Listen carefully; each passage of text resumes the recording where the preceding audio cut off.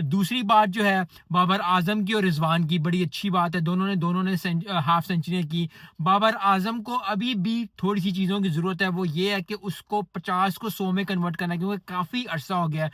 I don't want to mention the days, मुझे days याद है कि इतने दिन हो गए, इतने दिन हो गए। एक बड़ा प्लेयर है, एक ज़बरदस्त प्लेयर है, इस तरह की प्लेयर्स की पाकिस्तान की टीम को ज़रूरत है। लेकिन बाबर आजम को अपने शल से निकलना पड़ेगा, अपनी चीज़ों से निकलना पड़ेगा, और वो उस 50 को 100 में कन्वर्ट करना पड़ेगा।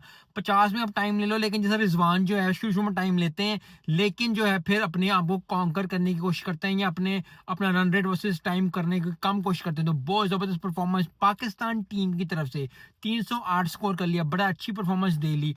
उसके बाद जो है, जो कैमियोज़ थोड़े-थोड़े हैं, उनकी बात कर लेते हैं। जो कैमियोज़ किए सलमान अली आगा ने और तैयब ताहिर ने। तैयब ताहिर और सलमान अली आगा ने जब आखिरी 2 ओवर रह गए थे और 290, 200, 296, 297 स्कोर था, तो तैयब ताहिर